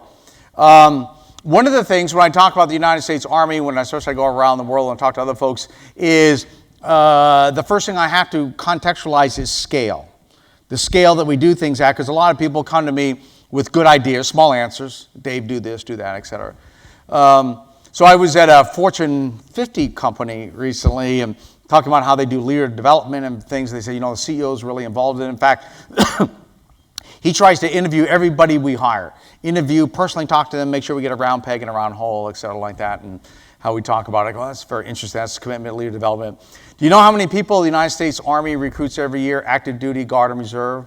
120,000 people. We recruit 10,000 people a month into the Army. So I said, wow, if the Chief of Staff of the Army is going to interview everybody we hire, he better get on it. And if he takes a month off, that's 20,000 next year. So with regards to that, if somebody says, hey, this is a good idea, if I can't do it 10,000 times a month, then it's an idea. So, but to your point there, one of the challenges we have, really, when I back up, because I'm always interested in backing up an IV line and really looking at the totality of the problem, we kind of have an industrial age process for recruiting, some of it's by law, but also for how we look at the strength in the Army and how many people recruit, et cetera, like that, because we have an attrition-based model. And so, now this is part of the benefit of the chief being able to put the tag on one thing. I say, well, sir, I'm recruiting great folks. It's just that basic training is all screwed up and they're not doing well there. Or when they get there, it's like, well, hey, Perkins, fix it. So I own basic training. So we have an attrition rate of about 12 to 14% through basic training. And so that accounts for, so in other words, we have to recruit over that amount because you have to assume I'm going to lose 12, 15%. So when I have to deliver the force this amount. And then by the end of the first term, again, we can, in other words, completing that first term of enlistment, it's like over 33% attrition. So that's a lot of attrition. Okay, that in other words, we built that into all our algorithms for our personnel people. Like, we're going to attrit this many people out that don't complete their first term of enlistment. So you've got to recruit this many people. So I get this many people through basic training. So I get this many people that finish their first term of enlistment. Well, when you work it all the way back, we have this called contact to contract ratio. So my recruiters can tell you wherever they are in the country, on average, how many people they have to contact. Go out to high schools or sit down with mom and dad or whatever, to contact. What's the ratio between how many people they contact to how many people sign a contract in the Army?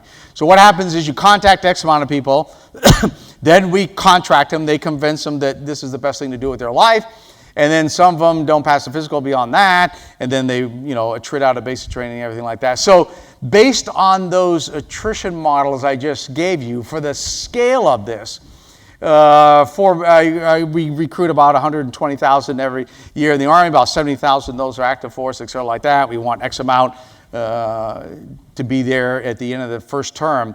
Do you know how many people every year I have to contact to contract that many? 17 million.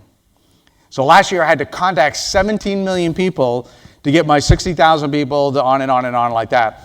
Well, that is a very labor-intensive process. And so what we are looking at, and so the problem is based on this attrition model. So understand the problem, visualize how you're going to solve it. So Mission Command is not just combat, it's everything we do. And we said, what if I could reduce attrition, kind of getting to your point, what if I reduced attrition through this process so that I didn't have to recruit as many people and then therefore don't have to contact as many, so I can reduce the size of recruiting command. Everybody that washes out of basic training costs me about $82,000, okay? So that's an $82,000 cost that I've just incurred there. So what if I can reduce attrition? So then I take a look at what are the things, now it's about understand the problem, define the problem before you come up with a solution. So we start taking a look at what are the things that people wash out of basic training for, first term enlistment, et cetera, like that. And this gets, I think, to the economist model. I know it's a long question, short answer, but it's actually something that's actually a great application of Mission Command. People think it's only going to war. No, understand, visualize, describe, exploit the initiative, et cetera. What do you think the number one issue is why people attrit out of basic training? You probably read the articles, so don't tell them. Yeah, medical. Musculoskeletal issues. Musculoskeletal issues is our number one problem why people don't complete basic training. In fact, the problem we're getting is because so many people grow up sitting on a couch doing this, their whole lives, is we get them in basic training and they literally are snapping in half. Okay, their hips are snapping in half. We put a rucksack on them and we break. And once you snap somebody in half, guess what? You now own the medical reparation for that for the rest of their life. So what we're saying is, hey, can I screen people better before I get them in the Army? That maybe, so everyone's talking about cognition, but I'm telling you that it's all about defining the problem. The big problem is the physical aspect. That's the vast majority of the people that don't complete out of basic training is musculoskeletal issues. Can I screen them better? And then, can I prepare them better? So what we've done is we started a pilot, come up with a visualization how you do it down at Fort Benning where all our infantry and armor soldiers go. And it's called iPrep, and they have and we screen people coming in, and then we take 2 extra weeks. We're sort of having to consume this out of hide with drill sergeants and something like that.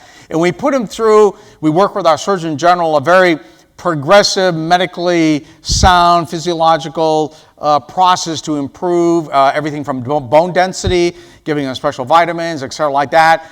Types of exercise that do not lead to repetitive injury kind of things, et cetera, like that. And what we're finding is the folks that, as we screen them initially, had the lowest potential, say physically, to complete basic training. Once we put them through this preparation phase and really apply a little bit of science to them, they're graduating at a rate 75% higher than the folks that screened out higher initially when they came in the Army.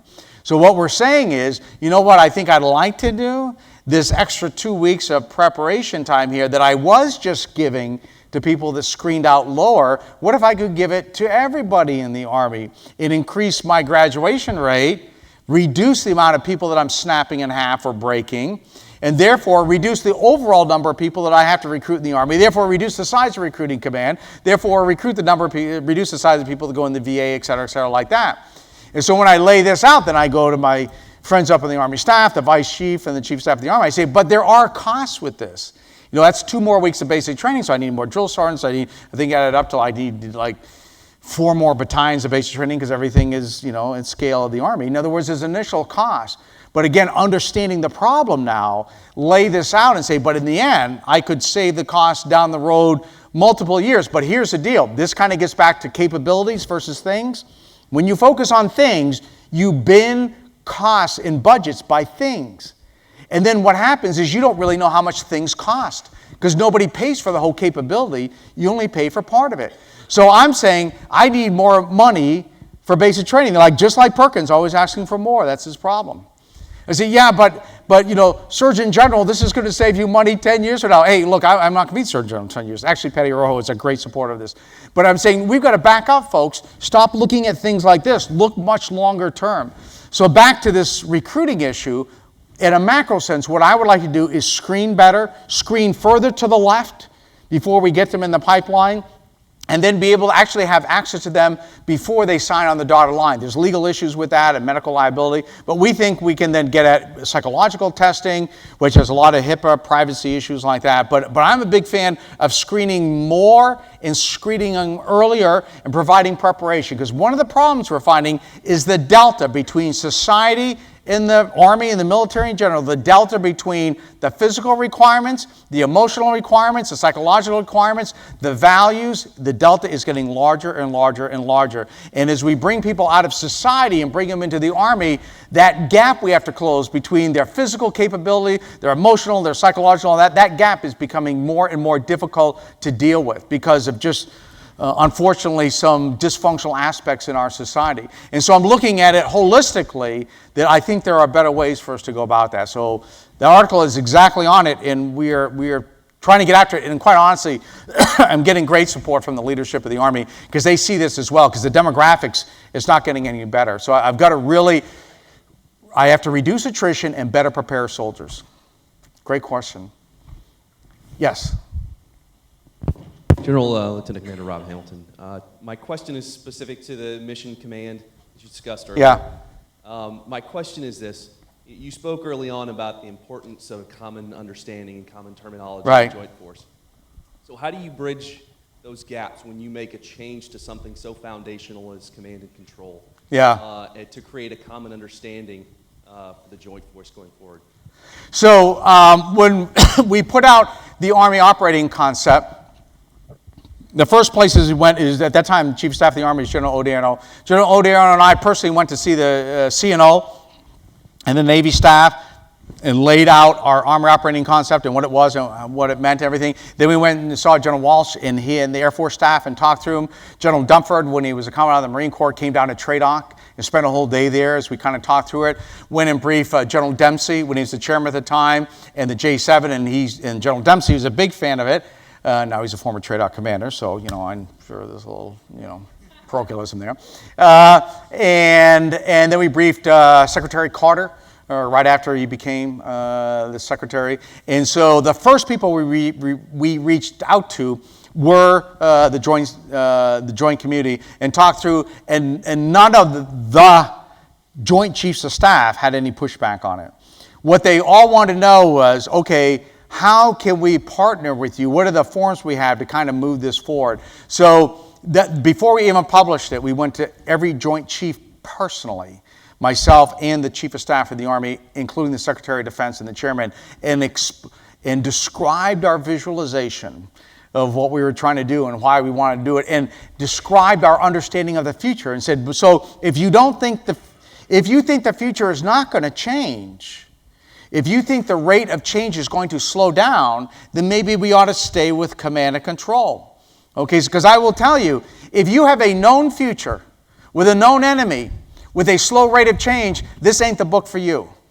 This is the wrong doctrine. This is the wrong concept to deal with a steady state world. It just is. It is not optimized for that. But we're kind of banking that the world is going to change quicker and quicker and quicker, and it's going to be harder and harder and harder to try to predict which way it's going to go. So that's what we're banking on. That's the risk we're taking, that the rate of change is going to continue to increase quicker and quicker, And the ability to foresee what's going to happen is going to get less and less and less. And that's what this is for. So we kind of laid that out to all the Joint Chiefs and quite honestly did not get any pushback. So we are working actually very intently at that level.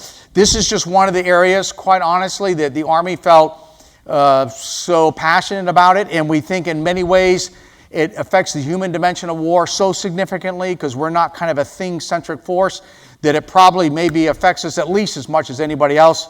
So we've decided to seize, retain, and exploit the initiative. Okay. But great question. Yeah, other question. Yeah, right here.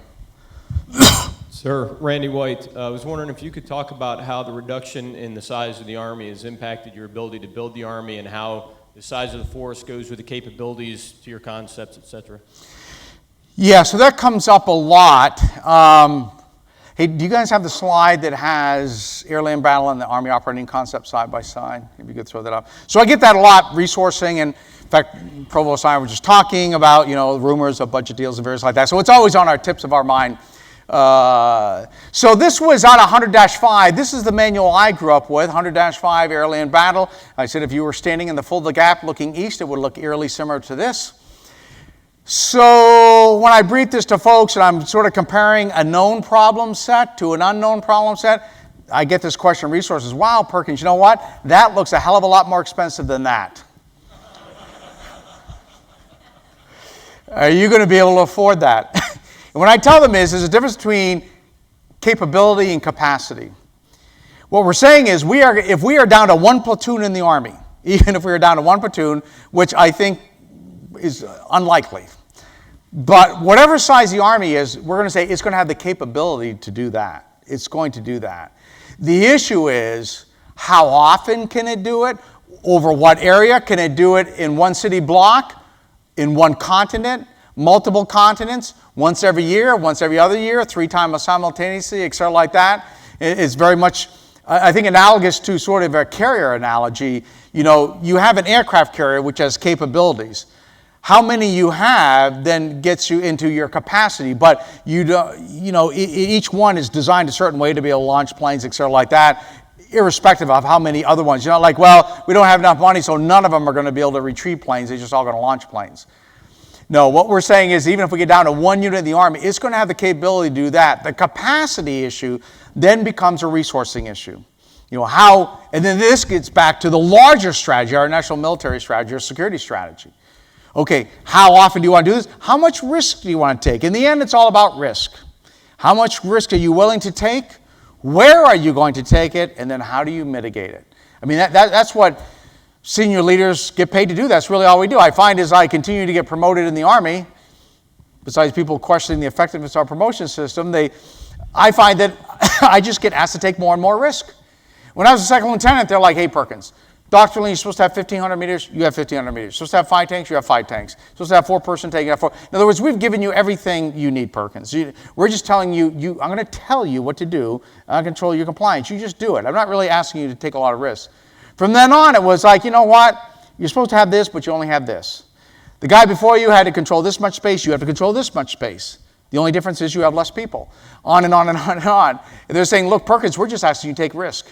You have to understand the risk, visualize how you can mitigate it, describe to me how you're going to mitigate it, and then direct people to do that. And so that's what force structure does, is it determines how much risk you want to take and what's your overall capacity. But the capability, if you go to the one blow-up slide with some of those first-order principles, we're saying we're going to have that capability in the Army no matter how big the Army is. It is very important for us to delineate that because otherwise people say, well, you're only going to pick a couple unless I get more money. And I say, no, we're designing the Army to do this. It's just a matter of how often and how many times we can do it. And quite honestly, you know what our mitigation strategy is? The joint force.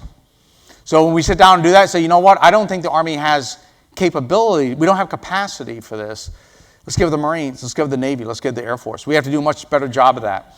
I had a great discussion with General Dunford, who's still the commandant. We're like, look, we can't have like an Army JLTV and a Marine JLTV and all that. Look, we're just going to have one, and then we're just going to figure out it's not perfect for any one person, but then there's risk one way or the other. How do you mitigate it, et cetera? Because again, our asymmetric capability is our joint force. And so we work very hard to make sure we're not looking at this as an Army-only problem, because generally how we look at mitigating the risks out there are via our joint capabilities, because that does give us multiple options for the commander and multiple dilemmas for the enemy. Questions? Yes. Is there Jim Forbes from the Army staff talking about the inter-service rivalries? I got 3 words that get your thoughts on. Air-sea battle. Yeah. So air-sea battle is a great discussion of a tactical exchange of firepower. Okay, it's a battle. Okay, so I don't have any disagreement with any of the tenets of it. You just have to understand what I say. The first thing that I have to do is ask big questions. Okay, that is a tactical answer to a tactical problem. But then the next question is, okay, at the strategic level, how do I win? How do I consolidate gains in a sustainable manner? And how do I always stay at a position of relative advantage? So I think air-sea battle is a great intellectual way to think about a tactical exchange of firepower and how you're going to do it. What I'm saying is it just doesn't end there. Okay, you know, the most 2 disconcerting words in the English language are kind of like, now what? You know, I mean, now what? Okay, believe me, the Iraq War, I was at the very beginning of the Iraq War, and I was at the very end of the Iraq War, and I was in the middle of it somewhere. And you know what the easiest thing was? To invade the country.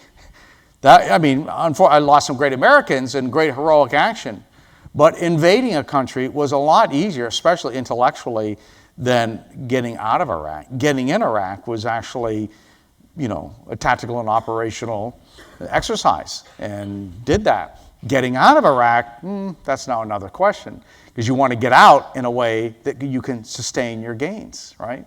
So air-sea battle is a great way to get into a fight. Other questions? Yes. Captain Mary Beth Neal, United States Navy Medicine. Thank you for your presentation. I'm wondering if you had to assign a grade from your perspective at TRADOC and how well we incorporate lessons learned into informing doctrine and future capabilities. How are we doing, and how can we improve? How is TRADOC doing? Yes, TRADOC, and then if you could parlay that to the Joint Force. Yeah. Well, I'll say we're Leavenworth B. Okay, we're Leavenworth B. Here's where we're not doing as well at. Our systems do tend to be very focused tactically and operationally. Lessons learned of counter IED, et cetera, because rightly so we were losing great Americans, so everyone kind of focused on that. And so it's how do we deal with tactical and operational issues? And so we're doing probably pretty well on that.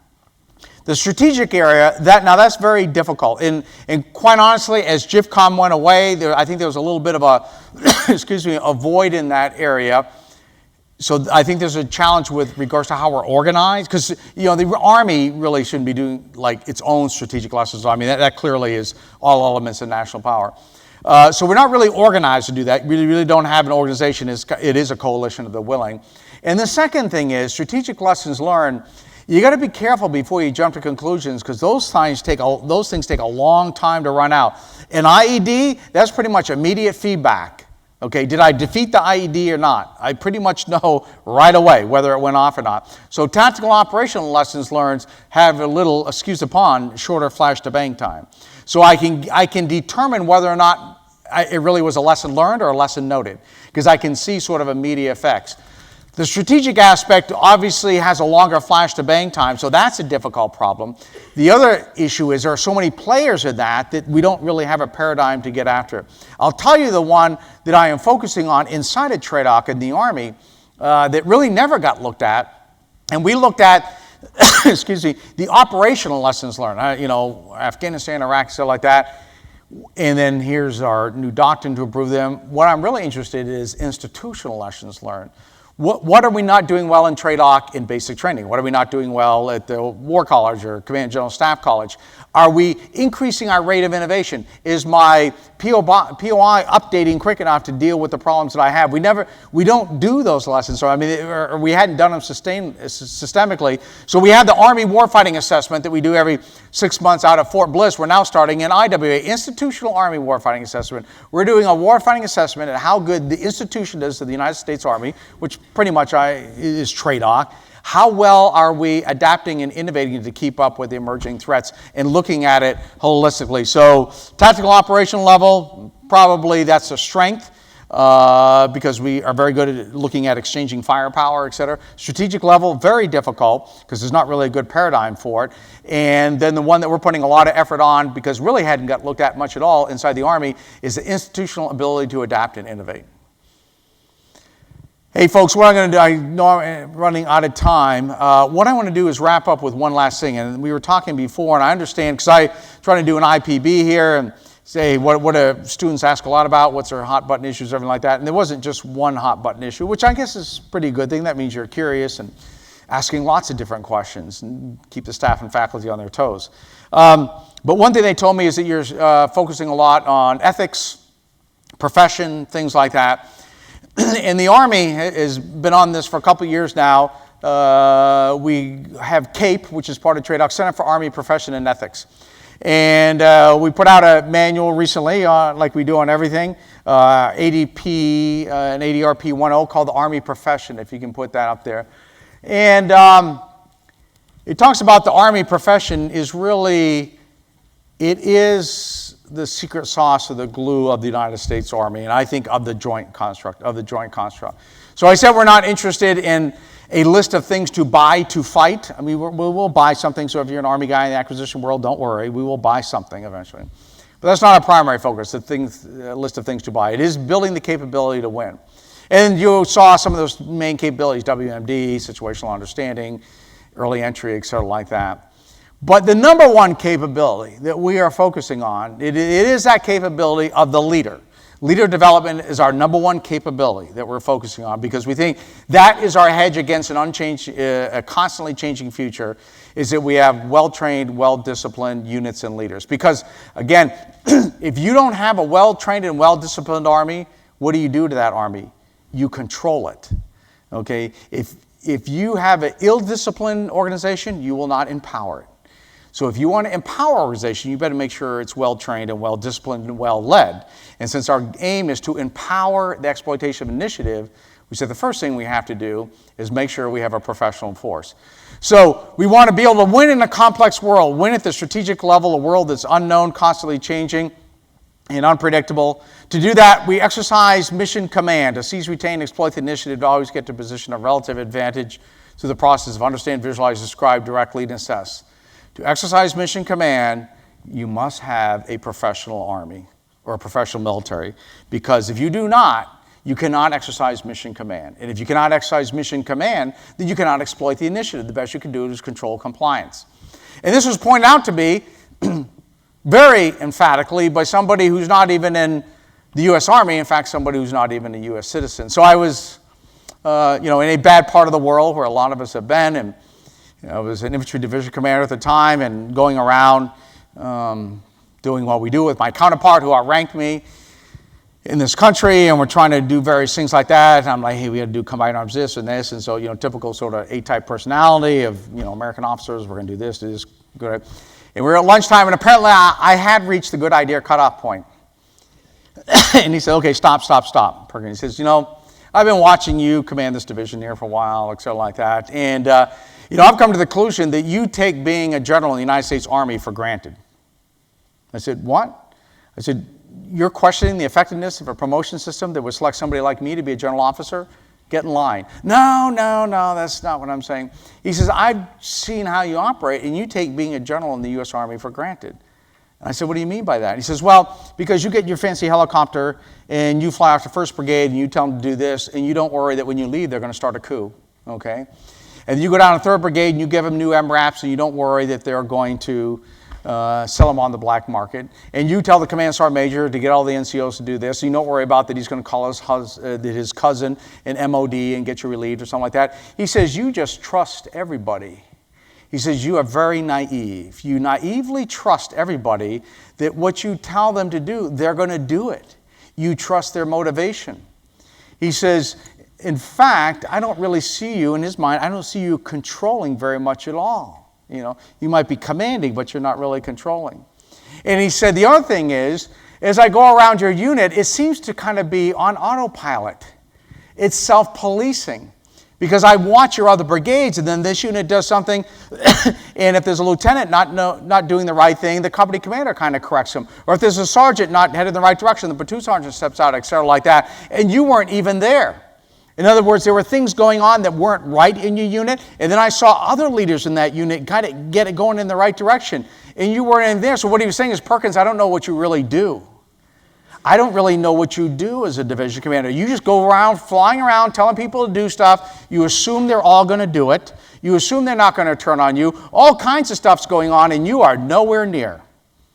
What he was saying is, Perkins, you're not really that good. You're not really that good because, see, you have a big problem. You have a big problem. You have a substance abuse problem in that if you don't get your daily fix of this, you can't command your division. Okay? You have a crutch. The only way, Perkins, that you could even attempt to do what you do as division commander is if you have a professional army. And what he was saying is, I don't. I don't have a professional army. I don't have an army that I can blindly trust everyone or that is self-synchronizing. So what he was saying is, Perkins, stop lecturing me. Because, see, the thing is, you are taking it for granted. You take the fact that you're a general officer in the United States military and that you can blindly trust everyone and that they will be self-correcting. And oh, by the way, I've seen your division in combat, and you know what? They do have a sense of something larger than themselves. They have a sense that they don't want to let their unit down, or they don't want to let the people to the left and right about them. It has nothing to do with their pay or anything like that. Again, I tell you in the Army, we have a definition for everything. Esprit de corps, while it is manifested by company runs and T-shirts and all that, we define esprit de corps as a jealous regard for the honor of your unit. The Army definition for esprit de corps is a jealous regard for the honor of your unit. Are you acting in a way that you are displaying not just a somewhat whimsical regard, a jealous regard for the honor of your unit? Do you understand that people are looking at you and they are judging your unit based on how you operate? And are you doing so that you don't want to let that unit down, the honor of that unit down? And when I say unit, I mean this unit, and this unit. Because when you are out there, what we're telling our soldiers is you need to act as if what you do shows a jealous regard for the honor of the unit and those that you represent. And he said the other thing is, and it did happen to be an artillery unit, he says, I was up in the north and your soldiers were conducting counterinsurgency one day, and the next day they're firing artillery for a dismounted infantry attack. They're firing live artillery rounds over dismounted infantrymen. And they just went from one complex operation, counterinsurgency, to firing artillery, and again, Perkins, you were nowhere to be found. In fact, there wasn't even an officer there. It was non-commissioned officers and soldiers. He says, so they all know what they're doing. They're experts at what they're doing. But the thing, he said, that amazed him the most is, where do you find these servicemen and women that are willing to travel thousands of miles away from home and, if possible, give their lives for people they don't even know when I can't even get my own army to defend its own country? So what he was saying is, Perkins, you're not that good. I don't need your lectures anymore about this or that because, see, you have a huge crutch, Perkins. In other words, anybody could command an American infantry division if they had one of these. This is the key to success. I've been watching the American Army, and this is your secret sauce, okay? It's not any of your things. It's not your things. It's the capability that a group of professionals have when they come together and they are stewards of the profession. He said, in fact, this whole exercise has kind of been a giant bait and switch. Because you know what, Perkins? We bought your things. We bought your tanks. We bought your rifles. We bought your Humvees. And you know what? They don't do anything. They just sit there and rust. Because, see, you didn't sell us this. You didn't sell us this. We bought your things. What we failed to understand is that what we really needed were not things to fight, but a capability to win. And you don't get a capability to win unless you have professional soldiers, sailors, airmen, and Marine that you can pair with things in formation to actually get the job done. And so it took somebody else, not even in the U.S. Army, but not even a U.S. citizen, to say, you know what? I've figured out what makes the Army so good, the U.S. military so good. You're building capability. You're not buying things. We thought the answer was to buy things. Because you know what? Most of those people, the first interface they had with the U.S. military was on the receiving end of our thing. And they say, you know what, that's a pretty powerful thing. I think I want one of those. What they didn't realize is the capability of the U.S. military, not our things. So as part of the whole Joint Force, folks, thanks for having a little bit of your time this afternoon, and thanks for being part of the capability to win. Thanks.